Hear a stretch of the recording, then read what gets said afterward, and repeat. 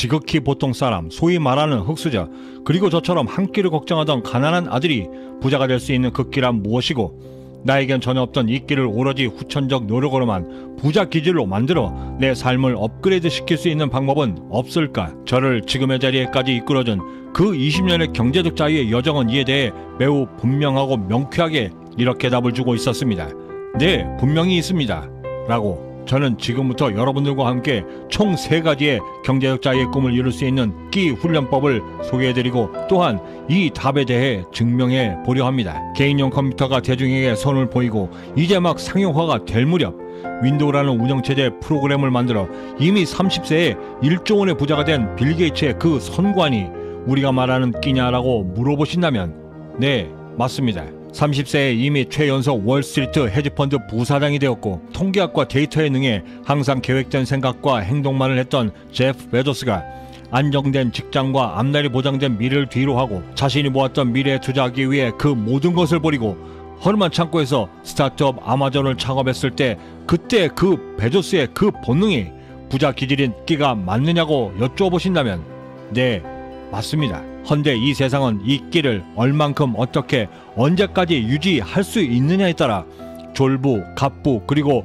천부로 분류하고도 있었는데 제 아무리 제복이 없다 하더라도 자신의 노력 여하에 따라 평생에 걸쳐 10억 정도의 부는 충분히 이룬다 하여 세상은 졸부라 말하고 타업을 일으켜 자수성가에 이런 이들을 갑부라 칭하며 빌 게이츠, 워렌 버핏과 같은 전세계 상위 0.1%의 사람들을 가리켜 세상은 하늘이 내린 부자라 말하며 천부라 칭하고 있습니다. 졸부든 갑부든 그리고 전세계 상위 0.1%의 천부조차도 갖고 있는 바로 이 끼, 그들만의 전유물로 여겨지고 있는 이 끼를 우리가 기울이는 노력 여하에 따라 그리고 충분히 훈련함을 통해 나의 부자 기질로 얻을 수 있는데 그중 가장 첫 번째 방법은 우리의 생각을 방목하여 최대한 탄력적으로 만드는 것입니다.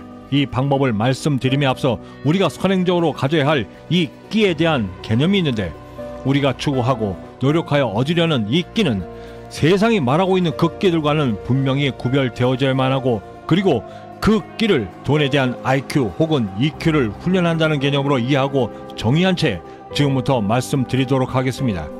지난 수십 년간 경제적 자유의 꿈을 이루어오며 강하게 느꼈던 것은 이 성공을 위한 끼, 즉 돈에 대한 IQ와 EQ를 얻는 과정은 처음에는 진흙탕에 빠진 수레바퀴처럼 매우 지루한 과정을 거쳐야 하지만 일단 이 진흙탕을 빠져나와 날개를 달아 날기 시작하면 스스로 더욱더 강력해지고 풍부해지려 노력하고 시간과 경험이 점차 쌓이게 되면서 돈에 대한 감각이 급격히 예리해짐은 물론이고 점점 더 돈이 어디에서부터 시작해 어디로 흘러가는가를 보다 구체적으로 보이기 시작하고 그러면서 돈과 내가 좋아할 수 있는 접점들이 계속 늘어나 나를 부자로 만들어줄 확률이 더욱더 높아진다는 사실이었습니다. 결국엔 돈을 번다는 것은 이미 앞서간 부자들을 초월하여 경제적 자유에 이른다는 것은 남들이 보지 못하는 것을 볼 수 있는 선구 안과 남들이 가지 못하는 길을 찾아 기꺼이 그 길을 갈 수 있을 때 얻을 수 있는 것인데 이 지점에 이르러 항상 떠오르는 사례 하나. 1800년대 골드러시로 사람들이 너도나도 금을 캐겠다 미국 샌프란시스코에 몰려들었을 때 그들을 상대로 세상에 없던 질기고 오래가는 바지를 만들어 팔아 갑부가 된 리바이스. 그는 금을 캐기 위해 몰려들었던 사람들 속에서 다른 사람들이 절대 보지 못했던 또 다른 금광을 보았던 것이었습니다. 이렇듯 남들이 보지 못하는 금광을 볼 수 있도록 하기 위해서는 나의 생각을 최대한 자유롭게 만들 수 있도록 해야만 하는데 이를 위해 가장 첫 번째 우리가 할 일은 다방면에 걸친 책들을 다독하여 생각의 털을 먼저 넓혀야 하고 두 번째로 주식 투자는 멀리하되 주식 관련 뉴스는 빠짐없이 듣고 경제 뉴스를 교과서 삼아 세상의 흐름에 항상 예리한 칼날처럼 나의 돈에 대한 감각을 견고히 그리고 충실히 쌓아가는 것입니다. 이런 감각들이 나의 부자 기질인 끼로 자리 잡게 되면 우리는 제2의 눈이 생겨 매트릭스의 키아누 리브스가 현실 세계를 코딩된 세계로 볼 수 있듯이 세상의 돈이 어디를 향해 몰려가고 있는가가 차츰 보이기 시작하는 것입니다. 이렇게 일단 돈이 어디를 향해 달려가고 있는가가 보이기 시작하면 나는 그 수많은 곳들 중에서 나만의 금광을 어디에서 캘 것인가를 판단해야만 하는데 이때 가장 필요한 것은 죽어가는 사람에게 전기 충격기를 사용하여 소생시키듯 나의 죽어가는 생각에 매번 충격을 가해야 하는 것이었습니다. 저는 이를 위해 시간이 허락될 때마다 마케팅 관련 광고 영상이나 슬로건, 표지 등을 자주 접하는데 이는 나의 생각을 한정된 땅이 아닌 우주 저편에까지 날려보내 항상 생동감 있고 역동적으로 유지하는 데 엄청난 도움을 받고 있습니다.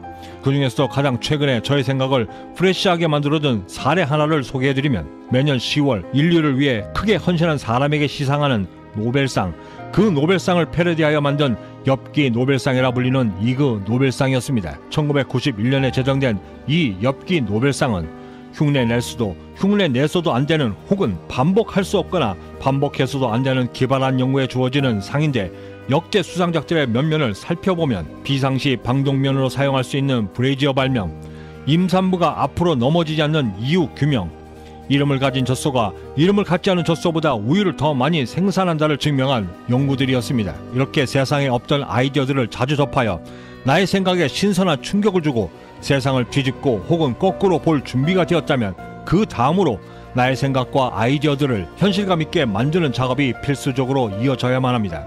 저는 이를 현실 감각이라 부르는데, 투자처를 찾는다며 저를 찾아왔던 그 수많았던 아이디어들을 보며 들었던 일관된 생각 하나는, 제 아무리 좋은 아이디어도 그것을 현실화시킬 수 있는 능력은 분명히 다른 것이구나 라는 생각을 절대 떨쳐버릴 수가 없었습니다. 자신이 만들었기에 분명히 애정을 갖는 것은 지극히 당연하지만, 맹목적인 자아도취로 세상과 거리를 두는 것은 우리가 반드시 경계하고 지양해야 할 이기주의적 발상입니다.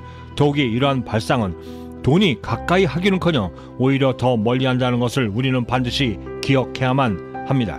결국엔 성공에 이른 모든 아이디어들은 지극히 현실적이고 객관적인 현실 감각을 접목시켜 성공에 이른 사례들이고, 그 현실 감각적 능력이야말로 우리가 반드시 갖춰야만 하는 우리들만의 또 다른 끼인 것입니다. 그리고 이 현실 감각을 키울 수 있는 제가 찾아낸 유일한 방법은 직접 경험하는 것 말고는 없었고, 경험과 체험이 동반되지 않는 거의 모든 상상은 공상으로 끝나는 경우를 저는 그동안의 경험을 통해 수도 없이 많이 봐왔습니다. 언젠가 한 프로그램에서 외부의 어떤 동력원 없이 자가 발전을 통해 물을 포올릴 수 있는 기계를 10년에 걸쳐 수억 원의 돈을 들여 완성 단계에 이르렀다 하여 나온 분을 뵌 적이 있었습니다. 방송에서 여러 전문가 집단들이 이 기계의 사업 타당성을 검토하였고, 결론은 전원 불가능하다라는 결론이었습니다.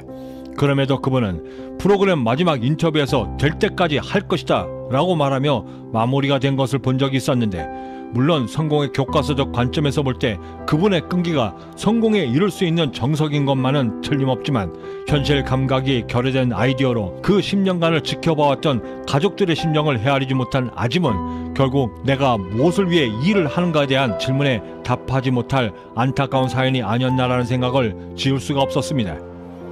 성공에 이른 모든 부자들이 끈기를 성공의 최고의 덕목으로 칭송하는 것은 분명하지만, 또한 안 되는 일에 빨리 포기할 줄 아는 현명함도 성공에 이르는 필수 덕목임을 함께 강조하고 있는 것입니다. 페르시아 금원에 잘 생각하는 것은 현명한 일이다, 잘 계획하는 것은 더욱 현명한 일이다, 그러나 행동에 즉각 옮기되 올바르게 옮기는 것은 인간이 할 수 있는 가장 현명한 일이며 또한 가장 지혜로운 행동이다 라고 지적하고 있었습니다. 성공을 향해 또 다른 하루를 시작하는 이 아침에 남들과 다른 길을 볼 수 있는 능력에 대해 한 번쯤 생각해 볼 수 있는 하루가 되길 진심으로 바라봅니다. 탁월함이란 선천적인 것이 아닌 훈련과 습관으로 만들어진 인생의 작품이다. 탁월한 사람이라서 올바른 행동을 하는 것이 아니라 올바르게 행동하기 때문에 탁월한 사람이 되는 것이다. 지금의 내 생각과 행동이 나의 습관을 만든다는 것을 절대 잊지 말라. 보통 사람들과 구별되고 이미 앞서간 성공한 부자들을 초월할 수 있는 차별화된 생각으로 나의 부자 길인 첫 번째 끼를 이끌어낼 수 있게 되었다면, 두 번째로 우리가 갖춰야 할 다음의 끼는 전혀 다른 방식의 삶을 계획할 수 있도록 만들 수 있어야만 합니다. 이름하여 나의 삶의 나무와 숲 전체를 바라볼 수 있는 마음의 능력 키우기. 성공을 이야기하며 노력과 열정은 빠지지 않는 성공 요소들입니다.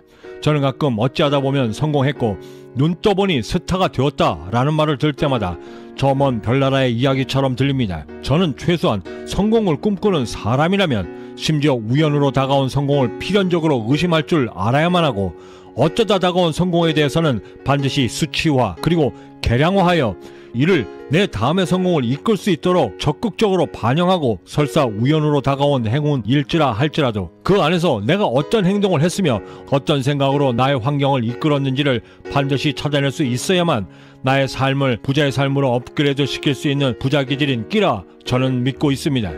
그런 관점에서 볼 때 오늘 우리가 고민해야만 하는 이 두 번째 끼는 반드시 귀담아 듣고 내 부자 기질로 체질화 시켜야만 하는 가장 중요한 두 번째 방법일 것입니다. 내 인생의 나무와 숲 전체를 볼 수 있는 마음의 능력 키우기, 이 말을 가장 확실하게 실천하여 이미 성공에 이른 사람을 우리는 이미 알고 있습니다.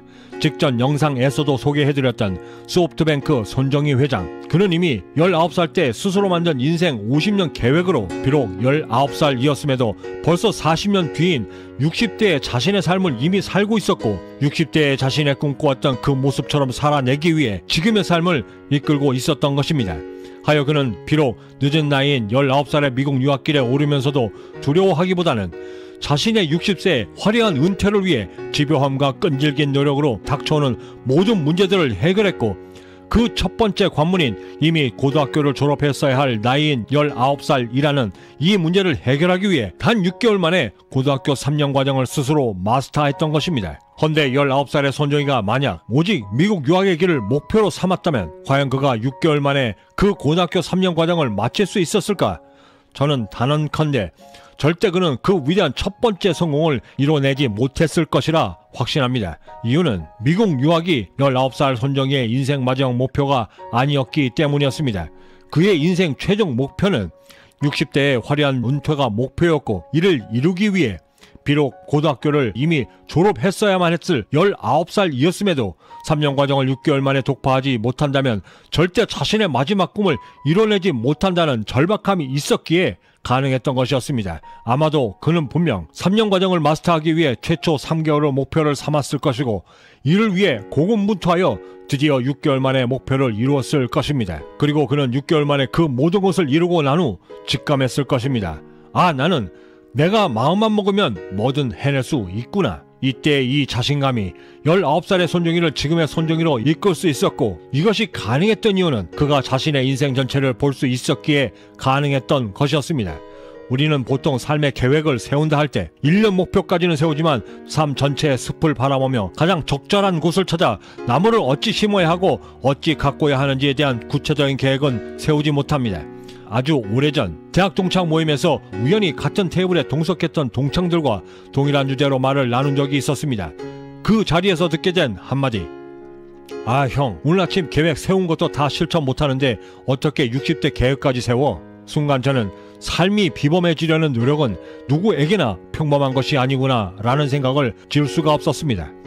똑같은 하루를 살며 똑같이 무서운 노력을 기울이고 있음에도 삶의 그 모든 결과물이 매우 다르게 나타나는 것에는 분명 그에 합당한 이유가 있고 그 합당한 이유가 우리의 삶의 전체를 볼 수 있는 능력에 달려있다라고 한다면 그 능력은 선택이 아닌 필수적으로 갖춰야만 하는 우리의 부자 기질임을 저는 절대 감히 부정할 수 없을 것 같습니다. 해야만 하고 할 수 있다라고 하고 해야만 해서 반드시 이만큼의 노력이 필요한가를 구분질 수 있기 때문이었습니다. 저는 한때 조직 내에서 인정받고 성공하여 명망받는 회사 대표가 되어 회사를 키워 삼성을 능가하는 회사로 키우는 것이 꿈이었던 적이 있었습니다. 실제로 실행하여 머지않아 깨닫게 된 것은 내가 지금 드리고 있는 이 굉장한 노력을 통해 이 중소기업의 회사의 대표가 되는 것보다 내 회사를 차리게 되면 더 크게 만들 수 있을 것이라고 하는 이유 모를 확신을 갖게 되었고 그 즉시 나의 사업차를 만들기 위한 준비를 시작하여 1년 반 만에 그 회사를 관두어 경제적자의 꿈의 여정을 시작할 수 있게 되었습니다. 이는 내 삶 전체를 바라볼 수 있는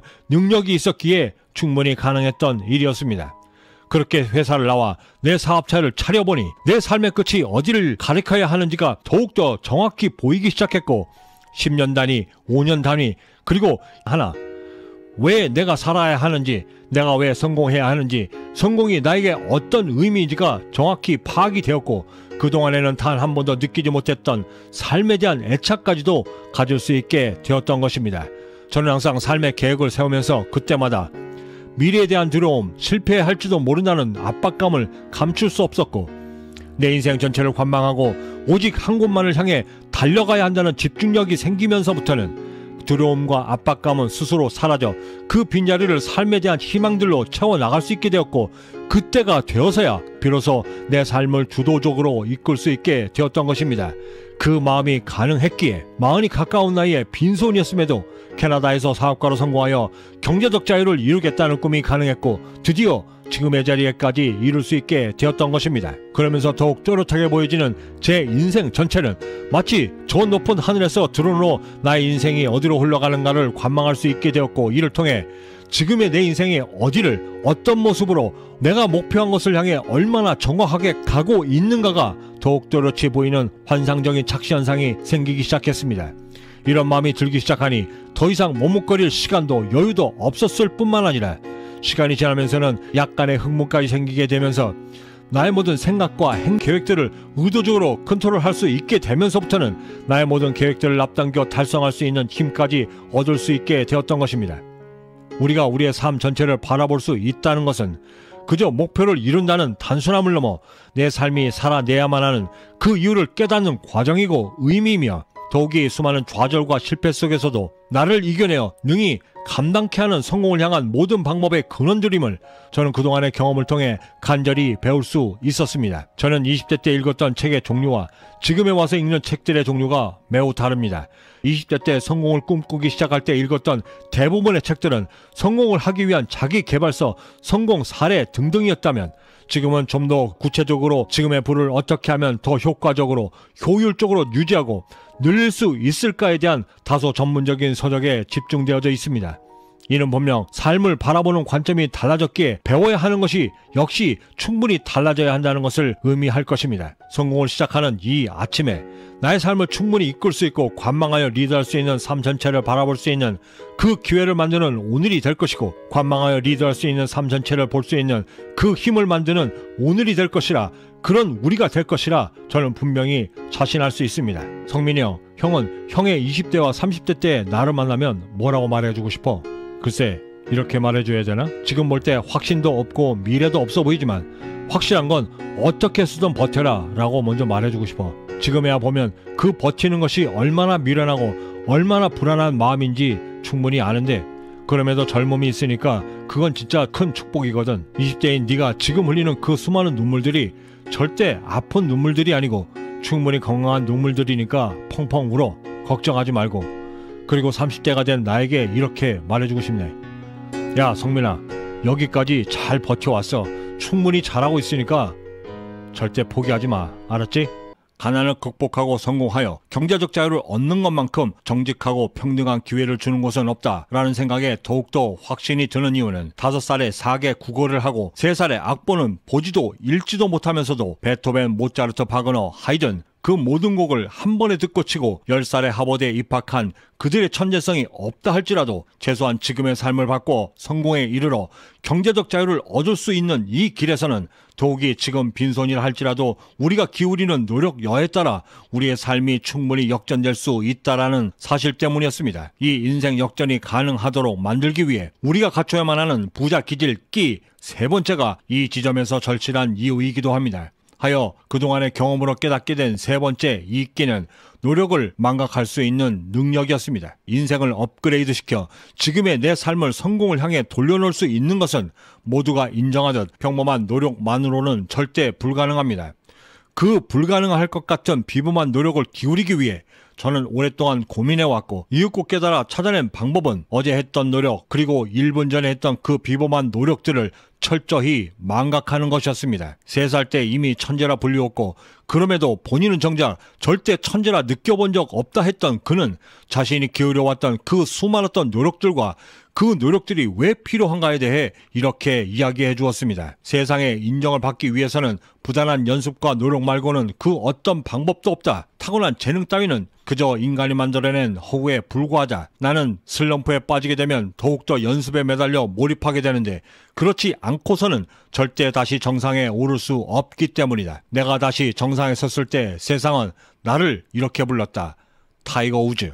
천부적인 재능과 노력은 별개의 것임을 보여주는 그를 통해 저는 노력 앞에서는 언제나 겸손해야만 하고 성공을 향해 가면서는 그 어떤 비범한 노력도 감히 망각하고 잊을 수 있어야만 성공을 유지하고 또한 이룰 수 있음을 배울 수 있었습니다. 이를 위해 또 다른 강한 울림을 준 한 사람, 세상 모두가 인정하는 월드클래스 손흥민을, 그런 그가 받아왔던 그 수많았던 찬사와 상패 그리고 그 메달들을 창고에 보관하며 아들의 그 수많았던 노력들을 잊으라 말했던 아버지 손웅정이었습니다. 자신이 기울였던 그 모든 비범한 노력들을 과감히 잊을 수 있었던 이들 모두는 지금도 자신의 인생에서 위대한 일들을 이뤄내고 있습니다. 우리가 우리의 삶을 위대하게 만들기 위해서는 재능과 연습 그리고 노력이 필요하다 합니다. 거의 모든 분야에서 성공의 가장 기초적인 소양이 재능이라 말하지만 우리가 추구하는 성공의 길에서는 재능 이전에 노력과 연습 그리고 끈기가 더 귀한 자원임을 저는 알고 있습니다. 20대 때 저는 그 누구보다도 돈 버는 재능도 돈을 벌어 부자가 되어 성공하는 데에도 그 어떤 재능도 없다 믿었습니다. 그럼에도 대를 이어왔던 그 가난한 삶으로 사는 것이 죽기보다 싫었기 때문에 그토록 매달렸고 결코 적지 않은 세월을 경제적자를 위해 달려오며 깨닫고 확신할 수 있었던 것은 돈 버는 재능, 부자가 될 수 있는 재능은 결코 절대 타고난 것이 아닌 철저히 스스로 만들어내어 발전시킬 수 있는 우리만의 특별한 능력이라는 것이었습니다. 그 특별한 능력이 발전하여 나만의 천재성이 되었다는 사실을 깨달았을 때 비로소 저의 삶은 차원이 다른 수준으로 업그레이드 되어져 가고 있음을 절감할 수 있게 되었습니다. 선, 노력, 후, 재능, 이를 분명히 스스로 증명해왔던 한 사람, 비록 52세의 가난한 세일즈맨이었지만 맥도날드를 일으켜 2020년 기준 전세계 39,000여 개의 매장을 열고 전세계 외식 브랜드 1위 기업으로 만듦은 물론 시가총액 1,753억 달러, 약 213조 원의 거대한 기업으로 재탄생시켰고 실제로 자신 역시도 억만장자가 되었던 그가 자신의 성공 비결에 대해 이렇게 이야기해 주었습니다. 인내 없이 이룰 수 있는 일은 이 세상엔 아무것도 없다. 재능만으로도 안 된다. 이 세상엔 위대한 재능으로 성공하지 못한 사람들은 즉실거린다. 천재성만으로도 안 된다. 성공하지 못한 천재는 그저 조롱거리에 불과하기 때문이다. 성공을 하기 위해서는 오직 인내와 결단력 그리고 끈기가 무엇보다 중요하고 이것들만이 무엇이든 이룰 수 있게 만든다. 노력을 망각하는 능력을 저의 또 다른 부자 기질로 만들게 되면서부터는 제 삶 곳곳에서 놀라운 변화들이 일어나기 시작했습니다. 그중 가장 첫 번째 변화는 내가 기울이는 노력의 한계가 얼마만큼인가를 알 수 있게 되었던 것이었고 내 노력의 한계가 측정이 가능하게 되니 그 노력의 한계를 넘어서려는 지극히 자연스러운 또 다른 노력을 기울이게 되고 또한 연속적이고 끈질기게 그리고 계속해서 나를 넘어서려는 노력을 또다시 기울일 수 있게 되었습니다. 그러면서 자연스럽게 나의 한계가 어디쯤이고 어디까지가 나의 한계점인가를 알 수 있는 방법도 스스로 체득하게 되었는데 그중 가장 확실한 방법은 나의 한계치에 계속해서 도전하여 넘어보는 것이었습니다. 그때의 그 느낌들, 그때의 그 희열들, 내 자신을 괴롭혀 얻게 된 다소 변태적인 그 기억들을 다시 한번 만끽하고 싶어하고 다시 소환하기 위해 저는 더욱더 노력하고 정진하려는 제 자신을 발견할 수 있었고 또한 제 스스로 놀라지 않을 수 없었습니다. 그러면서 알게 된 삶을 성공으로 이끌기 위해 반드시 깨우치고 실천해야만 했던 진리 하나, 피할 수 없다 하면 그 방법을 반드시 찾아야 하고 그 방법에 몰두하게 되면 비로소 즐길 수 있게 된다는 사실이었습니다. 이 진리에 도달하여 얻게 된 뚜렷한 두 번째 삶의 변화, 그것은 바로 끈질김이었습니다. 어찌 보면 당연한 것일 수도 있는데 방금 전까지 기울였던 노력들을 쉽게 잊어버리고 또다시 몰입하여 노력을 할 수 있게 되니 없었던 집중력이 생기면서 지속적으로 문제 해결과 공부 등에 몰두할 수 있게 되었고 잠들기 전에는 이미 나의 한계를 충분히 넘어섰음에도 불구하고 더 높은 목표를 설정하고 또한 내일을 계획하며 새벽을 시작하면서는 어제 기울였던 그 모든 비범했던 노력들을 철저히 망각한 채 또다시 오늘의 한층 더 업그레이드된 비범한 노력들로 집중하며 일주일, 한 달, 그리고 그렇게 1년을 보내어 쌓아 올려진 그 1년을 되돌아보며 내가 얼마나 더 성장했는가를 직접 목격할 수 있게 되었고 더욱 놀라웠던 것은 그 성장해가는 나를 통해 의도했던, 의도치 않았던 혹은 절대 기대치도 못했던 크고 작은 행운들과 기적들이 제 삶 전반에 잦아들며 나의 성공을 돕기 시작했다는 사실이었습니다. 그 행운의 중심에 깨닫게 된 의미 하나, 백비탕. 지극히 평범한 물임에도 100번을 끓이고 식히기를 반복하니 드디어 최고의 명약이 되었다는 그 백비탕은 그 어떤 첨가물도 없이 오직 깊은 정성과 노력만으로 만들어지는 명약 중의 명약이었습니다. 삶의 또 다른 성공을 시작하는 이 아침에 저는 자신있게 말씀드릴 수 있습니다. 만약 오늘 계획한 모든 일에 100번을 끓여낼 수 있는 정성을 기울일 수 있다라고 한다면, 그리고 기울였던 그 모든 정성과 노력들을 지극히 당연히 망각할 수 있다라고 한다면, 우리의 삶이 가리키는 그 끝은 분명히 위대해질 것이고 우리가 꿈꾸는 경제적 자유의 꿈은 반드시 이루어지게 된다는 것을 내가 당신과 마주 앉아 이야기를 듣고 성장 여정에 힘을 실어줄 수 있으면 좋겠다. 지금 힘든 시기를 겪으며 당신 자신에게 불만이 많다면 이렇게 말해주고 싶다. 당신은 분명 가치 있는 사람이고 당신은 분명 그 누구보다도 소중한 사람이라고. 출신과 배경이 어떻든 당신은 당신 인생을 바꾸고 변화시킬 수 있는 힘이 있다. 그 어떤 트라우마를 겪었던지, 그 어떤 잘못을 저질렀던지, 그 모든 것들에서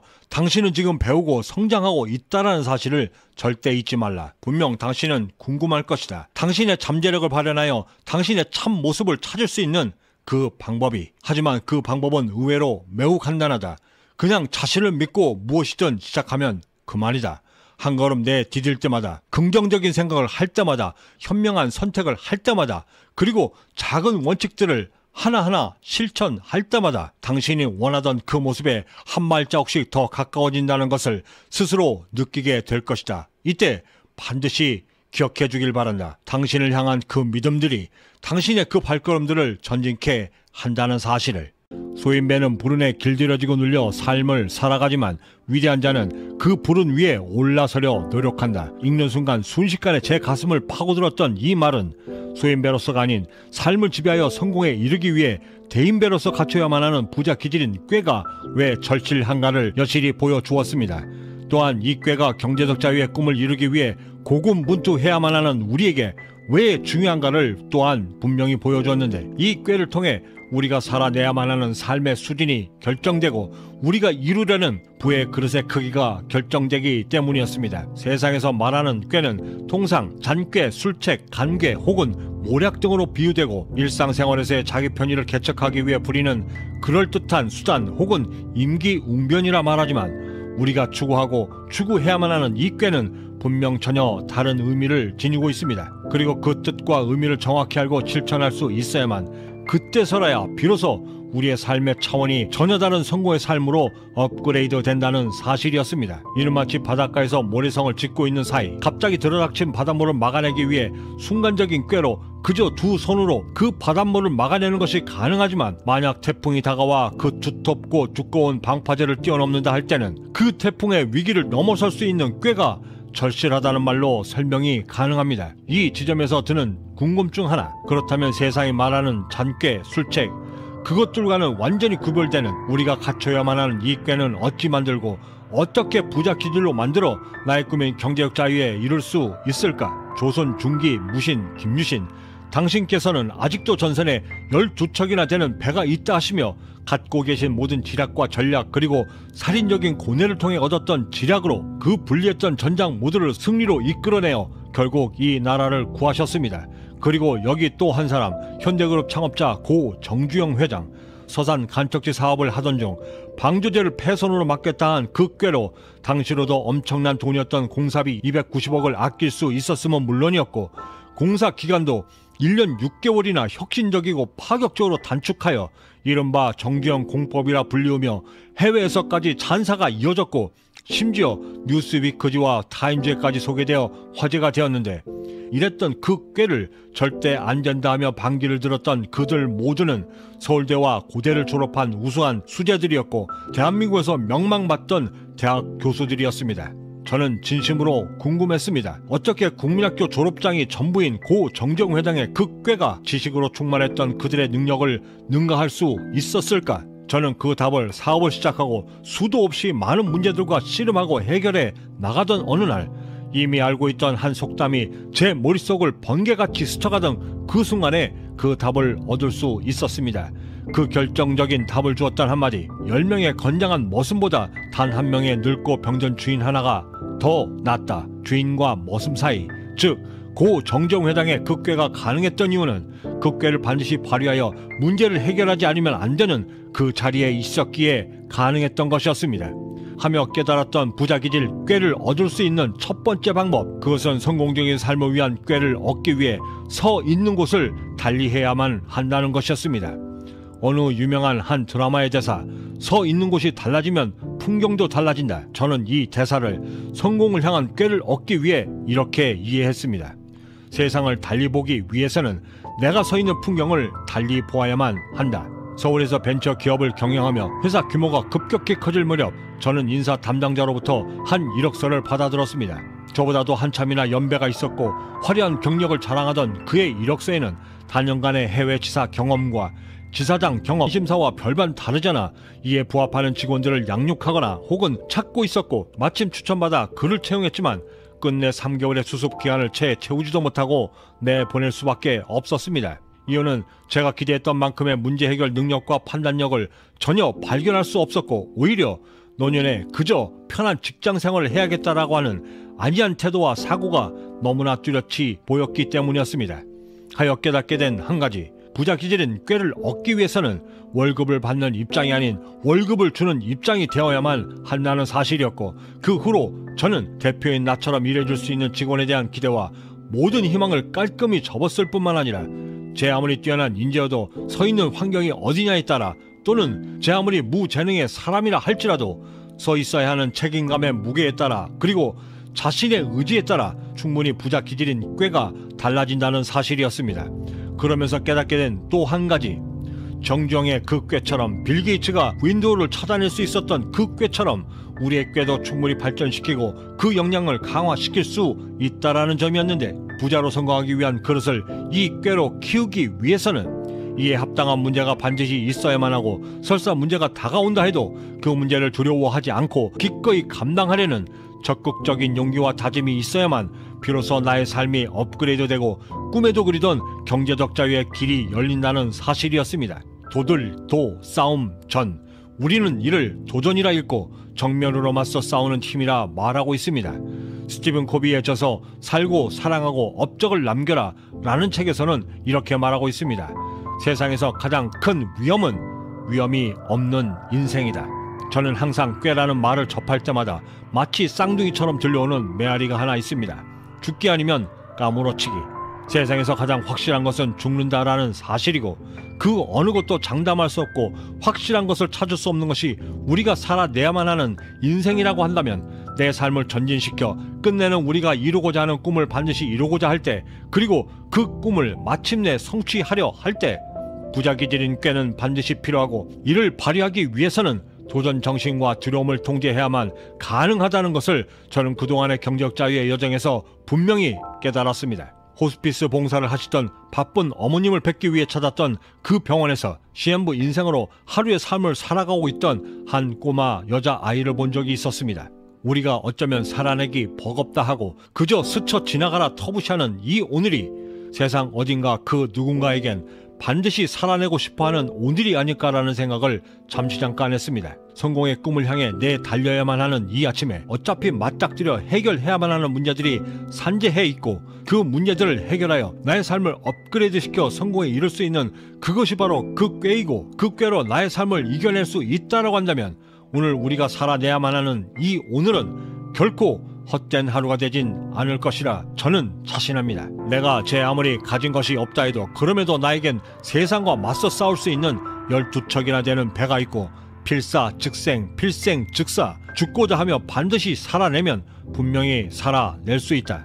그 성공의 걸음을 재촉함에 있어 그 모든 걸음에 망령된 걸음을 재촉치 말고 지극히 조용하고 그리고 무겁게 옮기되 그 무게를 항상 산과 같이 하라. 전쟁과 같은 삶이다. 그런 싸움이 한창인데 내 어찌 나의 사사로운 것들이 소중하다 하겠는가. 절대 내가 죽었다 말하지 말고 결코 세상에 내가 약하다 말하지 말라. 지금의 나를 성장시켜 성공에 이르러 경제적 자유에 이르게 하는 이 꾀는 앞으로 우리가 살아가며 해결해야만 하는 문제의 크기와 정비례하여 성장하는 특성이 있다 했고, 바로 그런 특징들 때문에 월급을 받는 입장이 아닌 월급을 주는 입장이 되었을 때라야 비로소 나의 꾀가 성장이 가능하다 말씀드린 바 있습니다. 또한 우리가 이 꾀를 우리의 부자 기질로 받아들이기 위해서는 우선적으로 이 꾀를 그저 편협하고 협소한 지금 당장의 위기를 모면코자 하는 임기응변과 장꾀라고 하는 관점에서 과감히 벗어날 수 있을 때라야 비로소 우리의 성장은 물론이고 우리가 이루고자 하는 경제적 자유의 꿈도 가능하다 말씀드렸습니다. 그럼 어떻게 해야 이 꾀를 나의 성장은 물론이고 내가 꿈꾸는 경제적 자유의 꿈을 이룰 수 있도록 만들 수 있을까? 그중 가장 첫 번째, 20년의 경제적 자유의 여정을 통해 제가 깨닫고 실천했던 가장 실질적인 방법은 내 목표의 한계를 결정지을 때 절대 내 과거의 잣대로 나의 한계를 결정지어서는 안 된다는 사실이었습니다. 이때가 될 때까지 저는 항상 뭔가의 목표를 세움에 있어 거의 습관적이고 무의식적으로 그리도 나약하게 살아왔던 제 자신의 과거의 기억들을 통해서만 내 목표의 한계를 결정지으려는 지극히 허약하고 연약한 가난한 자의 습성을 지니고 있었습니다. 턱걸이로 입학한 내가 장학금을 탈 수 있다고? 저는 제 스스로가 만들고 채웠던 그 족쇄 때문에 대학교를 다니던 4년 내내 단 한 번도 장학금을 타기 위해 그 어떠한 도전도 단 한 번도 시도조차 해본 적이 없었고 매달 25일 카드값 내기도 버거웠던 내가 부자로 성공할 수 있다고? 저는 이 어줍지 않고 지극히 나약했던 제 스스로의 그 족쇄 때문에 저의 창창했던 제 미래를 제 스스로 가로막고 있었습니다. 그랬던 제가 어느 날 불현듯 찾아왔던 제 인생 터닝포인트를 맞이하게 됐던 그 깨달음을 얻게 되면서부터는 과거에 나약했던 나에게 얽매이지 않고 내 스스로의 한계를 벗어나 마침내 미래를 꿈꾸고 나의 꿈을 만들어갈 수 있게 되었던 것입니다. 바로 그때가 제가 그리도 꿈꾸었던 부자기질인 꾀를 얻기 시작했던 바로 그때였습니다. 하며 저는 비로소 남들이 그리도 부러워했던 직장의 울타리를 과감히 벗어나 젊은 벤처 사업가의 길을 걸을 수 있었고 또한 40이 가까웠던 나이에 빈저먹에도 깊은 언어의 장벽이었던 영어의 장벽을 두려워하지 않고 저의 한계에 도전하여 캐나다에서 경제적 자유의 꿈을 이뤄갈 수 있게 되었던 것입니다. 하며 깨닫게 된 부자기질 꾀, 그것을 만들 수 있도록 하기 위해 우리가 가장 먼저 실천해야만 하는 가장 우선적이고 그리고 첫 번째 해야만 하는 방법, 그것은 바로 나의 한계를 옥죄는 내 스스로의 울타리에서 먼저 벗어날 수 있어야만 나의 성장이, 나의 꿈이 가능하다는 것이었습니다. 이를 위해 우리가 심혈을 기울여야만 하는 것은 내 과거의 모든 것은 그저 실수였다 말하며 터부시하려는 노력이 선행되어야만 하고 과거보다는 미래에 먼저 내 모든 것을 집중시킬 수 있도록 내 삶 전반에 걸쳐 내 모든 역량을 쏟아 부을 수 있도록 나의 삶 전체를 시스템화 시키는 것이었습니다. 하며 깨닫게 된 귀한 사실 하나, 나의 두 눈이 뒤가 아닌 앞만을 향해 가고 있는 이유, 나의 두 발이 오직 앞만을 향해 가고 있는 이유, 그것은 바로 나의 운명이, 나의 성공이 과거가 아닌 다가오는 미래를 향하고 있다라는 가장 확실한 증거였습니다. 그런 내 삶의 진화를 위해서라면 그것이 매우 두렵고 무섭고 또한 어렵다 할지라도 과거가 주는 망상과 설사 실수로 저지른 삶의 오류라 할지라도 반드시 이겨낼 수 있도록 혼신의 힘을 다해야만 하는 것이고 이것이 가능해야 비로소 우리의 삶이 우리가 그리도 꿈꿔왔던 그런 삶으로 업그레이드 된다는 사실을 저는 저의 20년의 경제적 자유의 여정을 통해 분명하고 철저히 배울 수 있었습니다. 1만 시간의 법칙, 그 이론을 창시했던 앤더슨 에릭슨은 성공을 향해 끊임없이 달려가던 제게 이렇게 말해 주었습니다. 사람이 이룰 수 있는 한계의 끝은 짐작조차 어렵다. 세상의 그 어떤 첨단 기술로도 아직까지 인간의 잠재력을 측정해내지 못하는 이유는 꿈을 쫓는 사람의 잠재력이 그 한계라고 여겨지는 그 모든 지점들을 능히 뛰어넘어 저 멀리까지 날아가 우리의 상식 범위 이상으로 그들의 잠재력이 넘어서고 있기 때문이다.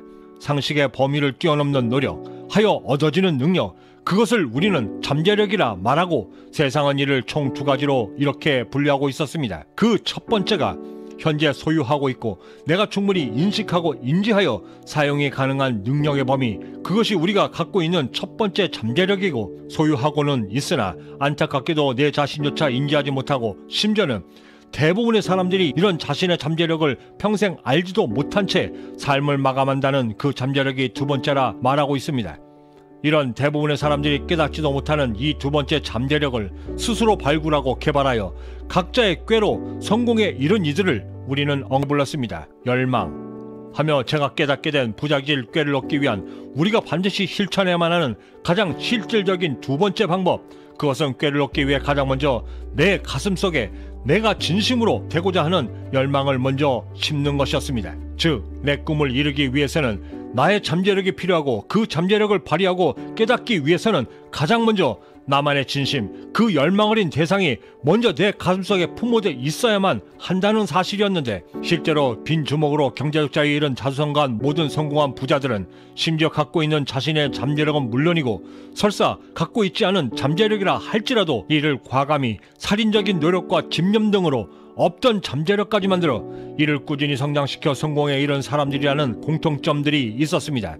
없던 자신의 잠재력까지 만들 수 있었던 그들만의 동기부여는 반드시 되고 싶고 되고자 하는 열망에 찬 그 누군가를 그리도 흠모했기에 가능했던 것이었습니다. 그런 갈망이, 열망에 찬 모습이 먼저 선행되고 그 모습이 가슴속에 더욱더 구체화되면 될수록 나의 부자 기질인 꾀가 이에 발맞춰 그 크기와 능력들을 충실히 발휘하려 노력하는 것이고, 그렇게 나의 열망을 위해 꾀를 발휘하는 동안 나 자신도 모르게 조금씩 성장하며 더욱더 지혜로워지는 자신을 만들게 되고, 이런 과정에서 연속적이고 지속적인 놀랍고도 경이로운 경험들을 계속해서 나에게 쌓아 올려지면서 매번 성장이 가능한 기회가 만들어지며, 결국에는 이제껏 단 한 번도 느껴보지 못했던 자신만의 한계 이상의 노력이 가능해지는 것이었습니다. 그 노력이 가능해지도록 꾀를 만들기 위해 우리가 절대 놓치지 말아야 하는 세 번째가 있는데, 그것은 바로 꾀를 위해 끊임없이 무언가가 필요하다는 사실이었습니다. 나는 직업란에 탤런트라고 쓰는 사람을 보면 무심결에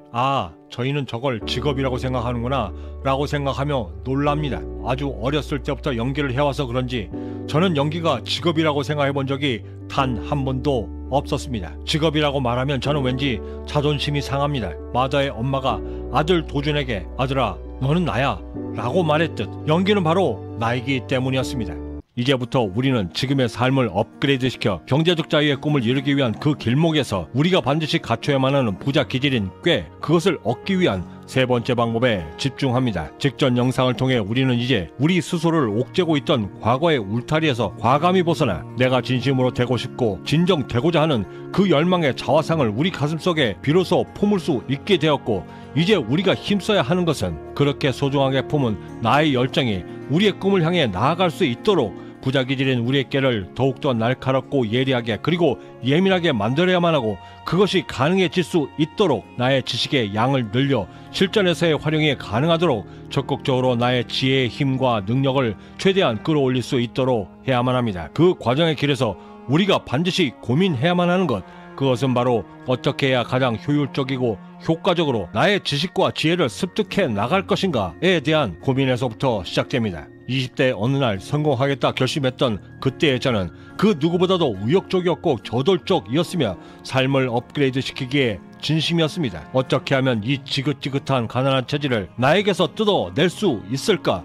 어떻게 하면 나도 이미 성공한 그들처럼 부자 체질로 바꿀 수 있을까? 그 물음의 답을 찾기 위해서 저는 무작정 책들 속에 파묻혀 책들에 매달렸고 마치 전투를 치르듯 투쟁적으로 책들을 섭렵해 나갔습니다. 그렇게 닥치는 대로 읽어 내려가는 동안 수백 권의 책들이 자연스럽게 쌓여갔고, 어느 날 문득 그렇게 쌓여가던 책들을 바라보며 저의 지식 습득 방법이 매우 잘못되어져 가고 있음을 알게 되었습니다. 하며 발견하게 된 첫 번째 문제점, 그것은 바로 무의미하게 사용되고 있는 그리고 과다하게 지출되고 있는 비용과 노력들이었습니다. 저는 당시에는 읽고 싶었던 책들을 리스트업해서 한꺼번에 5권 내지 10권을 사서 일주일이면 일주일, 한 달이면 한 달 그 목표를 세워 마치 도장 깨기나 학교에서의 과제를 처리하듯 불같이 읽어 내려갔는데, 그때 저는 쌓여가는 책들 속에서 나름의 뿌듯함과 남들보다 조금 더 앞서가고 있다라고 하는 안도감, 위로감에 도취되어져 있었고, 거기에 더해 나를 위한 투자다라고 하는 다소 기형적인 믿음까지 겹쳐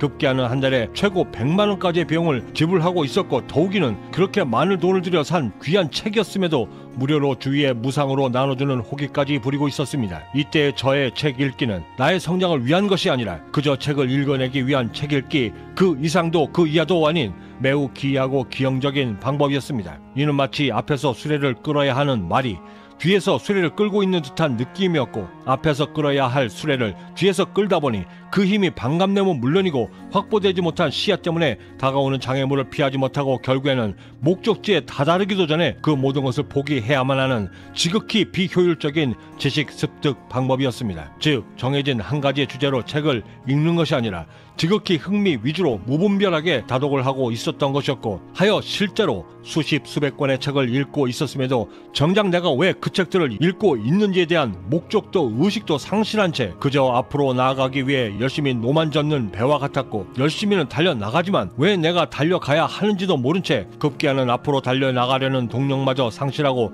방황하며 심지어는 정체되고 급기야는 심리적 번아웃까지 겪게 되는 지경에까지 이르게 되었습니다. 이는 분명히 들이는 막대한 시간과 노력 그리고 비용에 비해 저에게 돌아오는 그 성과가 매우 미비했기에 나타나는 현상들이었고, 하여 저는 허무함과 심리적 자괴감, 거기에 지출되는 비용들을 혁신적으로 줄이고 통제할 수 있으며 그저 흘러가는 지식이 아닌 내 안에 머물러 사용이 충분히 가능한 지식을 얻을 수 있는 방법, 그 탈출구가 절실했고 이때부터 깊은 고민에 들어갔습니다. 어떻게 하면 최소한의 비용으로 고효율적인 그리고 매우 효과적인 나만의 학습법을 만들 수 있을까? 그 고민이 한창이던 어느 일요일날 무작정 찾아갔던 한 도서관에서 한 가지 주제로만 묶여 가지런히 정돈되어져 있던 그 넓은 도서관의 책장들을 보는 순간 저는 저도 모르게 유레카를 외쳤습니다.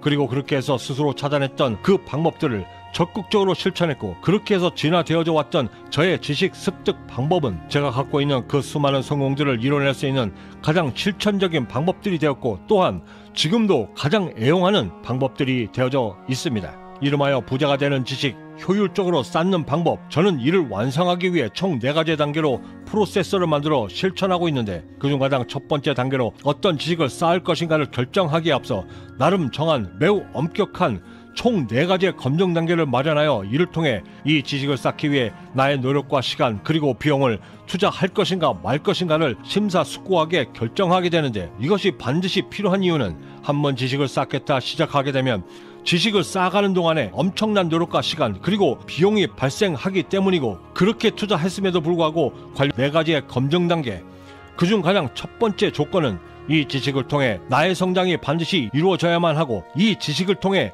최소 5년 이상, 최대 20년 이상은 충분히 활용이 가능한 지식이어야 하는 것이 두 번째 조건이며, 세 번째로 이 지식을 통해 고정비용을 혁혁히 줄일 수 있어야만 하고, 또한 끊임없이 지속적으로 돈을 벌어다 줄 수 있는 지식이어야 함은 물론이고, 그리고 마지막으로 가장 중요한 4번째 조건으로 체득한 이 지식이 나를 세상으로부터 지켜낼 수 있어야만 한다. 이렇게 열거된 4가지의 조건에 충분히 부합될 수 있는 지식이라 판단이 서게 되면 다음 두 번째 단계로 넘어가게 되는데, 이 두 번째 단계에서 분명하게 설정해야만 하는 것은 내가 습득하고자 하는 지식의 수준을 어디까지 허용할 것인가에 대한 정확한 기준을 마련하는 것이었습니다. 이때 제가 스스로 정한 지식의 습득 수준은 항상 준 전문가의 수준에 이를 때까지라고 설정하고 있고, 그 수준에 이를 때까지 시간과 노력을 투자하는데, 제가 설정한 준 전문가 수준이라 함은 관련된 문제가 닥쳤을 때 스스로 자각하고 인지가 충분히 가능해야 하며, 특히나 문제를 해결함에 있어 비록 전문가의 조언을 들을지언정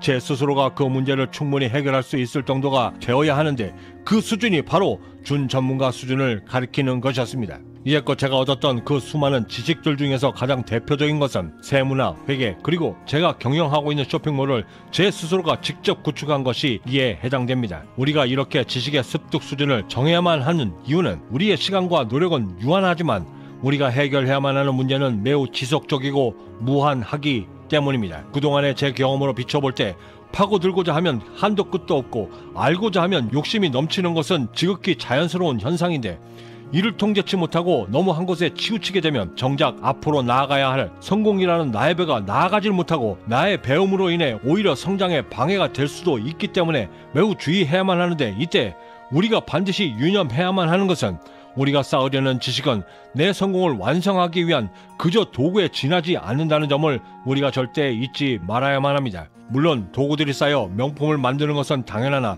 그렇다고 해서 그 도구를 완성하는 데 너무 많은 시간과 노력을 기울이게 되면 한정된 우리의 자원인 시간을 효율적으로 사용치 못할 뿐만 아니라 혹여나 기준 이상으로 과다 사용하게 되면 현실 세계에서의 경쟁에서 앞서가지 못함은 물론이고 오히려 어느 경우엔 도태될 수 있기도 하기 때문입니다. 이렇게 첫 번째와 두 번째 단계를 거쳐 나름의 기준으로 내가 습득해야만 하는 지식을 설정할 수 있고, 그 지식의 습득 수준까지 정할 수 있게 되었다면, 세 번째 단계로 실질적인 지식 습득에 앞서 관련 지식에 대한 감을 먼저 익혀야만 합니다. 저는 이를 간보기라고 말하는데, 이는 마치 식사를 준비하며 맛을 보는 단계와도 같다라고 설명드릴 수 있는데, 월터 아이작슨이 쓴 레오나르도 다빈치의 책에서 목적이 없는 공부는 기억의 해가 될 뿐만 아니라 머릿속에 들어온 그 어떤 것도 간직하지 못하게 한다. 따라서 모든 경험은 하나의 아침이고 그것을 통해 미지의 세계가 새벽처럼 밝아온다. 세월을 통해 경험을 쌓아올린 사람은 점쟁이가 아는 것보다도 더 많은 것을 알게 되고, 경험과 지혜가 쌓이면 쌓일수록 말의 수는 줄어들고 이윽고 슬기로움을 깨달아 드디어 나의 감정도 충분히 억제가 가능하다. 경험이 기본적 토대가 되지 못하는 한 사색가의 그 어떤 교훈도 허무하게 들리는 이유이기도 하다. 부자가 되는 지식 쌓기 세 번째 방법, 지식 간보기. 이 세 번째 단계에서 우리는 본격적으로 지식 쌓기에 앞서 생소한 지식에 대한 두려움을 없애고 내가 얻고자 하는 지식에 대해 흥미를 만들어 목표로 하는 수준에까지 관련 지식을 체득함으로써 나의 삶을 한 단계 더 높은 수준으로 이끌어 업그레이드 시킴으로써 마침내는 나를 성공에 이르도록 만드는데 그 주된 목적이 있습니다. 또한 관련 지식에 대한 필요성은 매우 절실히 느끼지만, 그럼에도 불구하고 지식 쌓기에 앞서 당연히 마주해야만 하는 그 두려움들을 최대한 희석시켜 심리적인 충격을 완화시키거나 벗어날 수 있도록 하는 것이 그 두 번째 목적인데, 이는 마치 수영장에 입소하기 전 다리에서부터 심장 쪽으로 물을 뿌려 심장에 충격이 가지 않도록 하기 위한 것과 같은 효과를 누립니다. 우리가 체득하려는 대부분의 지식들은 이전에 단 한 번도 접해보지 못한 지식들이고, 그러므로 해서 느낄 수밖에 없는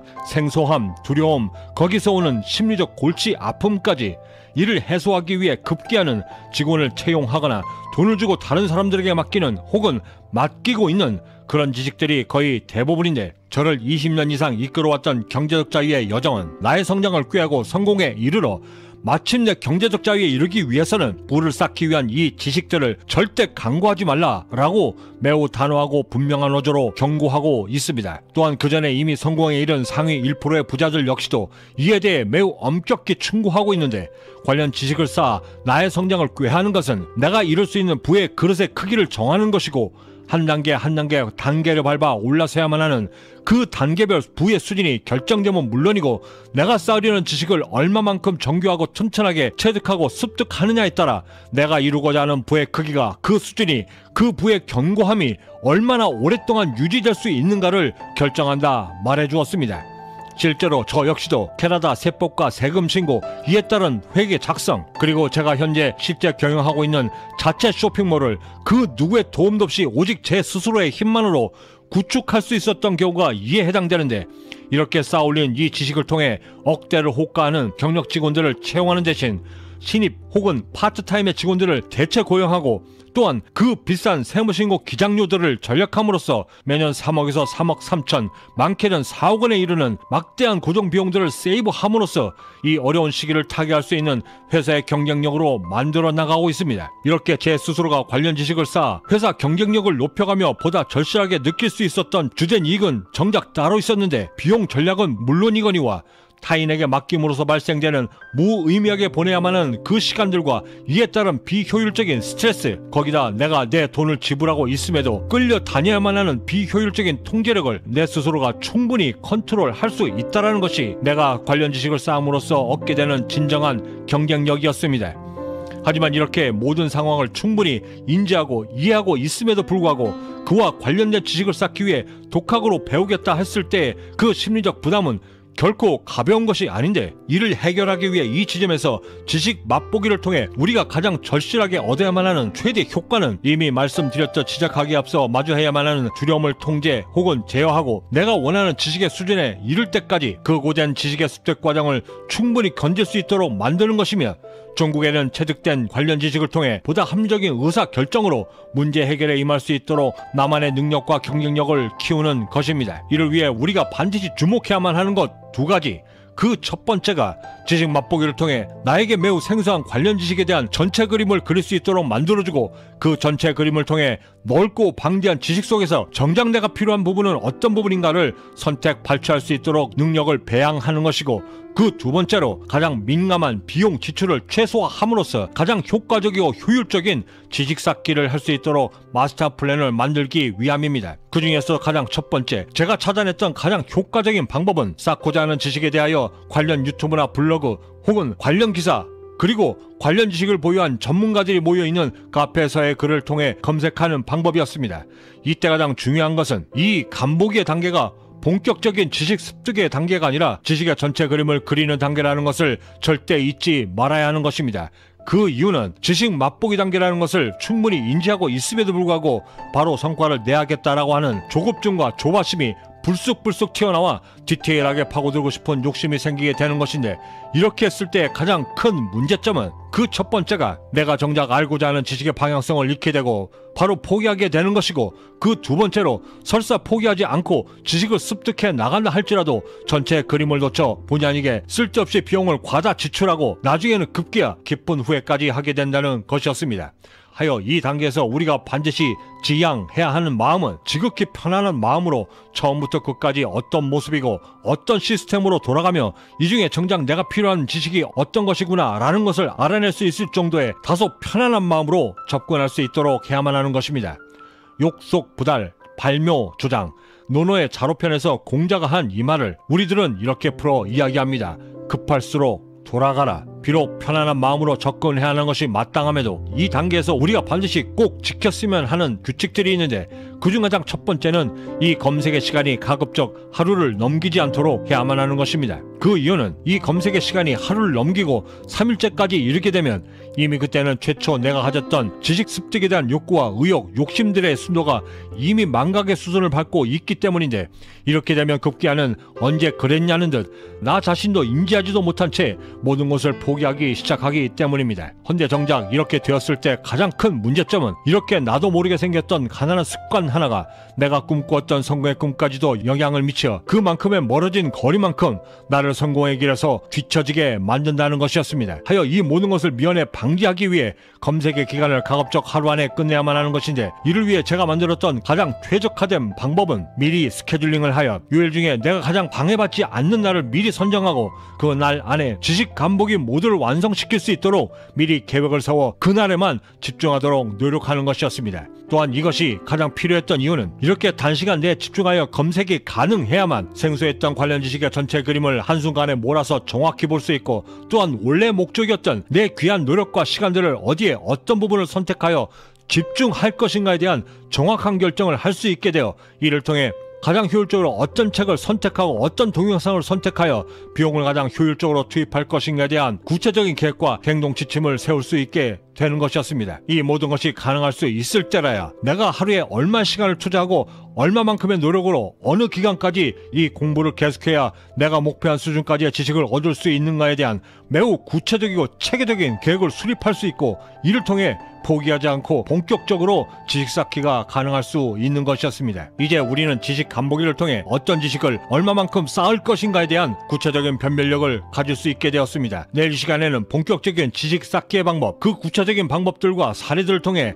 시간과 노력, 비용 누수 없이 정교하게 지식을 쌓을 수 있는 방법에 대해 좀 더 구체적으로 함께 고민해 보도록 하겠습니다. 구독과 좋아요, 알림 설정은 남들과 다른 성공적 하루를 만들기 위한 성공 영감을 놓치지 않고 받아보실 수 있고, 부자가 되는 지식 쌓기를 통해 성공의 한 걸음 더 다가설 수 있는 동기부여가 될 것이라 감히 자신합니다. 마지막으로 영화 어바웃 타임에서 깊은 영감을 주었던 대사들을 나름의 해석으로 각색하여 소개해드리며 마칠까 합니다. 저는 여기서 이만 먼저 인사드려야 할 것 같습니다. 그 어디에 계시든 성공의 한 걸음 더 다가서시는 하루가 되시길 진심으로 바라고, 저는 내일 아침에도 따뜻한 커피 한 잔과 성공 영감을 들고 다시 찾아뵙겠습니다. 지금까지 경제적 자유민이었습니다. 감사합니다. 매일매일을 살아가야 하는 우리의 인생은 우리가 살아가야만 하는 우리들만의 여행지입니다. 그 여행의 기간 동안 우리가 할 수 있는 거라곤 그저 최선을 다해 그 멋진 여행들을 만끽하는 것이죠. 저는 결심합니다. 더 이상 시간 여행을 하지 않겠노라 라고. 과거에 행복했던 그 한때로 돌아가는 것보다 지금 나에게 주어진 오늘 이 순간에 마치 마지막인 것처럼 진심을 다해 지극히 평범한 행복한 하루를 만드는 것이 그 수많은 시간 여행을 통해 내가 그토록 찾아 헤맸던 진짜 행복한 삶이라는 것을 이제서야 알게 되었거든요.